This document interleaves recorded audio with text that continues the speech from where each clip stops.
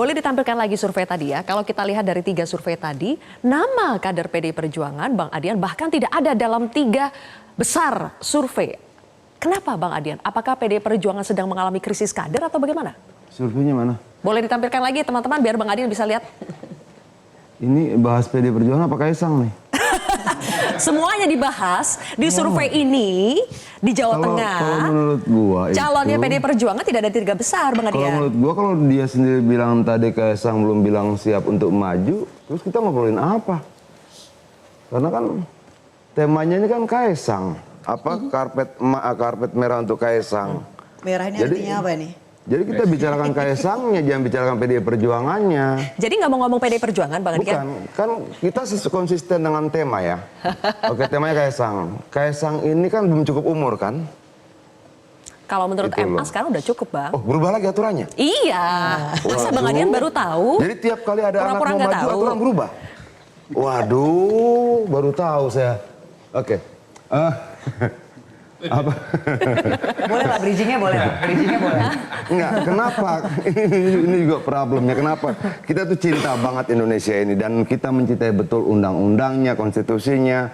Jadi sudahlah, aduh. Anak maju berubah. Anak maju berubah. Tapi ya sudahlah. Ya mungkin ini apa ya, nasib yang harus dilewati bangsa kita ya. Untuk menjadi lebih dewasa. Karena semua yang kita buat hari ini akan dicatat baik oleh sejarah kan. Itu loh, sejarah akan mencatat baik sekali buat pernah terjadi. Ada satu anak maju, undang-undang berubah, anak Tapi kan berikutnya kata maju, Mbak Ceril belum undang-undang tentu berubah. Kaisang maju, Bukan, Bang Adian. saya baru Belum tahu memutuskan untuk maju tadi kan pilkada. katanya sekarang sudah bisa maju, kenapa? Aturannya berubah. Saya kaget gitu loh. Loh, berubah lagi ternyata. Kan itu. Memorinya jadi keingetan Pilpres gitu maksudnya.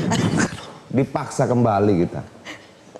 Jadi untuk menjawab pertanyaan saya tadi soal PDI Perjuangan juga, PDI Perjuangan itu punya 33 kursi kalau tidak salah. Kalau salah tolong diralat. 30 kursi. Iya, 30 kursi di Jawa Tengah.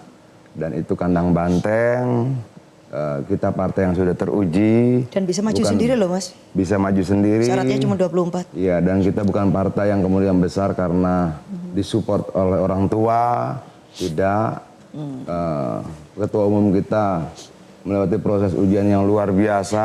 Tidak 1-2 hari langsung jadi, kira-kira seperti itu. Jadi saya pikir, saya percaya pada kekuatan partai kita.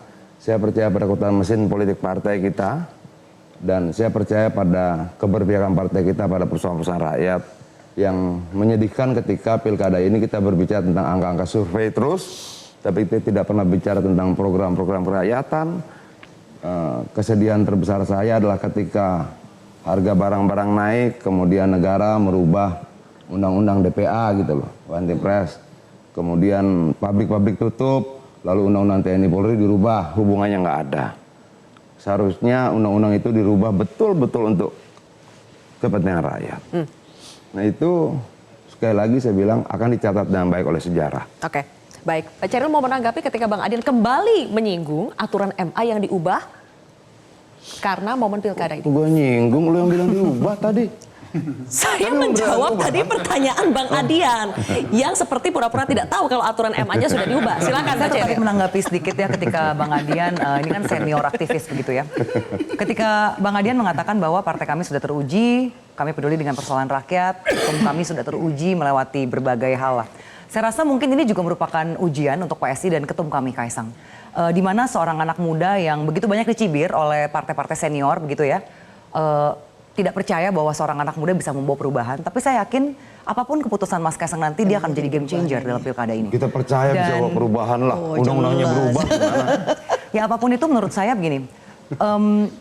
Dulu ketika Pak Jokowi mengendorse Pak Ganjar misalnya, PDIP sangat senang dan baik-baik aja. Tapi ketika ternyata Pak Jokowi tidak mengendorse lagi pilihan PDIP, tiba-tiba kan arah pembicaraannya menjadi kurang enak begitu ya. Saya rasa saat ini memang Jokowi efek ini masih menjadi sesuatu yang real. Orang menanti apakah Mas Kaisang ini akan masih membuktikan kekuatan Jokowi efek atau tidak. Dan saya rasa ya kita lihat bersama saja nanti. Yang jelas pada saat ini Mas Kaisang sendiri belum pernah loh mengatakan bahwa dia ingin maju. Pada saat ini yang justru melirik Mas Kaisang, partai-partai lain yang berusaha agar Mas Kaisang mau maju pilkada. Misalnya kemarin ketika kami bertandang ke Golkar, ada Bang Maman juga Dan di situ Pak Erlangga mengatakan, bagaimana kalau Mas Kaisang kalau sampai tertarik maju Pilkada DKI, kami sudah menyiapkan calon untuk berpasangan. Oke. Ya, kita tahu dalam rilisnya ada Yusuf Hamka di situ. Dan ketika kami ke PKS pun, Presiden PKS menyatakan kalau Mas Kaisang mau maju di Jateng, PKS siap mendukung. Oke. Jadi pada saat ini bukan PSI yang mendorong atau ya katanya Pak Jokowi cawe-cawe begitu ya. Mas Kaisang belum ada satu kali pun mengatakan dia apakah akan maju atau tidak. Oke. Tapi tentunya sebagai kader partai, dan kita tahu partai politik tujuannya apa. Ya, beliau mendengarkan aspirasi dari ya berbagai partai-partai lain yang masuk, juga aspirasi akar rumput PSI yang selalu setiap hari datang dan memang menginginkan Mas Kaisang di berbagai daerah. Oke, kalau Mbak Lulu, kata Mbak Ceril tadi sudah mulai ada beberapa partai yang melirik Kaisang sebetulnya untuk maju di Pilkada, baik itu di Jakarta maupun di Jawa Tengah. Kalau PKB juga melirik Kaisang tidak untuk maju di Lirik itu Pilkada? ada dua makna. Lirik itu tertarik, yang dua itu waspada. Gini, iya karena beberapa waktu yang lalu sebenarnya begini ya, kita ngobrolnya kan santai juga ya. Beberapa waktu yang lalu saya sempat mengingatkan bahwa hati-hati juga kita, karena kita punya pilkada yang sangat besar, banyak dan kemudian masif. Tolonglah kemudian kita tidak akan mengulang apa yang kita sebut, mohon maaf nih, abuse of power. Yang itu kemudian kemungkinan akan dipraktekkan di dalam pilkada atau bahkan penggunaan segala sumber daya negara, baik itu nanti itu pakai APBN, APBD, sumber-sumber ya alat-alat keamanan negara yang kemudian itu bisa dimobilisasi. Karena apa ya? Karena di situ ada anak presiden. Apalagi kalau kemudian di sini ada dua presiden yang berjalan beriringan dan begitu punya kedekatan. Jadi kalau misalkan Mas Kaisang nggak usah ngomong, ya emang dulu juga sama. Dulu juga bilang nggak tertarik dan juga nggak perlu ngomong. Tapi kan kemudian kita tahu ada situasi politik kita yang sedemikian rupa. Jadi dengan diem aja itu bisa memanggil gitu ya partai-partai lain untuk kemudian mengusung. Nah, kenapa PKB misalkan belum tertarik atau tidak tertarik? Karena seperti yang disampaikan oleh Pak Muhaimin kemarin, apa kita tidak bisa menyudahin sih sebenarnya gitu, memberi kesempatan yang pertama, tetapi kan tidak berarti kemudian harus dilanjutkan lagi untuk yang anak yang berikutnya. Ya mohon maaf seperti itu. Dulu disampaikan misalkan oleh Pak Ketum ini walaupun dengan canda ya, ketika Pak Harto itu kan mengalami titik-titik kejatuhan itu kan hanya karena nepotisme yang kecil. Misalkan ada anaknya satu dijadikan menteri, tidak sampai kemudian menjadi wakil presiden, tidak sampai kemudian ikut kontestasi di tempat-tempat pemilihan apakah itu gubernur atau kemudian kepala daerah. Tetapi kan hari ini sudah sedemikian rupa kesempatan itu terberikan. Nah ini kan seperti itu. Tapi ya ini pilihan terpulang memang kepada rakyat. Tetapi partai politik memang punya kunci, karena apa yang memungkinkan calon itu bisa running kan melalui partai politik, kecuali misalkan Mas Kaisang akan maju sebagai kandidat independen. Nah itu boleh juga di-challenge, karena apa? Di Jawa Tengah kursinya kan masih 2. Sementara PKB itu 20, ya wajar kalau kemudian kita akan usung kader kita. Dan, jadi jawabannya melirik ya, tertarik atau melirik waspada? Kaisang? Waspada. Waspada. Waspada. Saya boleh menambahkan, saya rasa tidak apple to apple ya jika membandingkan Pak Harto mengangkat putrinya menjadi menteri. Karena itu adalah hak prerogatif presiden, ditunjuk langsung dan diangkat. Kalau kita bicara pilkada, ini kan pemilu langsung, one man one vote. Jadi pada akhirnya rakyatlah yang akan menentukan. Pada akhirnya rakyat yang akan menentukan kok Bang Adian. Iya.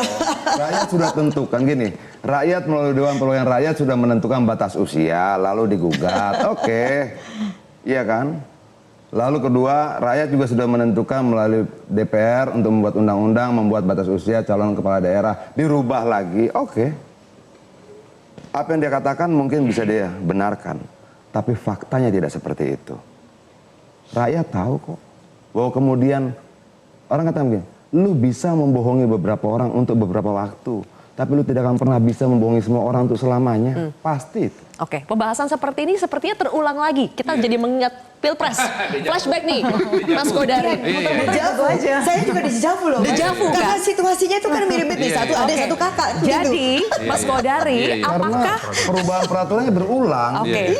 Apakah ini masih akan ngefek ke masyarakat, masih akan peduli dengan pembahasan kita bahwa ini mengubah aturan bla bla, atau masyarakat sudah ya udahlah yang penting ada Memanggil memori Kaisang sebagai perwakilan Jokowi dan masih disukai di Jawa Tengah. Iya, iya. Pertama saya kira memang situasinya yang diberikan ilustrasi oleh Bang Adian tadi tentang Pak Harto itu kan berbeda dengan Pak Jokowi ya. Adian ini. Enggak apa-apa kan saya menyatakan ke kalimat saya belum selesai Bang Adian. Tapi itu manipulatif. Yang ngomong Soeharto dia kenapa Soal Soeharto. Soal Soeharto dia siapa? Dia. Oke, mohon maaf. Oke. Maaf diterima. Jadi Saya ingatnya Bang Adian, saya nggak ingat Mbak Lulu. Lanjut Mas Kodari. Padahal itu disampaikan Iya, semalam iya. ya, kemarin malam Iya. ya. Jadi lirikan saya dua, ada lirik tertarik dengan lirik waspada.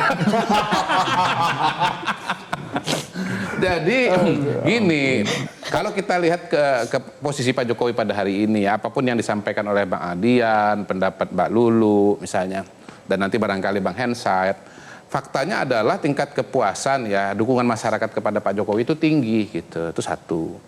Dan dukungan itu kalau dikaitkan dengan pilkada, saya kira ya mungkin berulang nanti. Seperti misalnya yang terjadi pada saat Pilpres, bahwa daerah di mana Pak Jokowi sangat populer seperti Jawa Tengah, kan surveinya dari Lembaga Survei Indonesia kalau nggak salah, Mas Jayadi Hanan, itu kan tingkat kepuasannya 85%. Jadi pandangan masyarakat Jawa Tengah, Mbak Lulu KTP-nya Jawa Tengah bukan? Jawa Tengah sekarang. Jawa Tengah. Mungkin Mbak Lulu adalah bagian dari yang 5% atau 10% gitu. Sementara yang 85 itu happy dengan Pak Jokowi. Kalaupun ada kata dejavu dari saya tadi adalah dejavunya itu, kalau Bang Adian itu kan dejavunya ini perubahan undang-undang. Kalau saya enggak, dejavunya ini adalah ini badai dalam secangkir kopi gitu loh. Maksudnya? Bahwa yang elit yang ribut ini itu cuman beredar dalam gelas aja. Sementara semestanya yang lain itu pikirannya berbeda gitu. Kita nggak usah jauh-jauh lah, misalnya lihat di Jawa Tengah. Di sana yang menang siapa? Prabowo Gibran.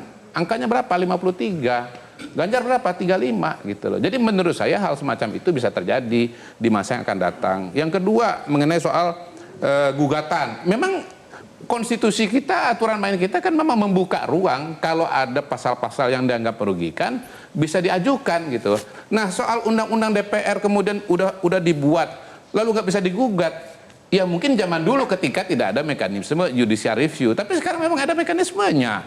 Dan Bu Mega kan selalu dengan, kalau nggak salah dengan bangga itu yang mencari lokasi Mahkamah Konstitusi itu kan saya gitu loh. Loh sekarang kalau Mahkamah Konstitusi menjalankan perannya untuk mengambil keputusan misalnya begitu ya, atau kemudian ada rakyat yang datang untuk mengajukan gugatan menggunakan hak pilihnya karena itu dianggap melanggar konstitusinya misalnya, ya jangan dimarahin Bang, ini kan proses demokrasi dan ini proses hukum ya. Jadi ini cara melihat yang menurut saya harus disampaikan kepada publik juga gitu loh, bahwa ya kalau sekarang ada pola-pola pertarungan mengingatkan pada Pilpres, ya karena ini pilkada ya sama gitu loh, pertarungan gitu, kompetisi. Jadi nanti kita akan lihat akan ada perbedaan pemikiran, tetapi ya prediksi saya sih ya ini akan terulang kembali dejavunya itu, badai dalam secangkir kopi. Oke, Mas Hensat sudah nganggung-nganggung, Bang Maman juga sudah senyum-senyum. Nanti saya akan minta tanggapannya juga kepada Mas Hensat dan juga Bang Maman, tapi kita harus jeda terlebih dahulu pemirsa. Kontroversi akan kembali sesaat lagi.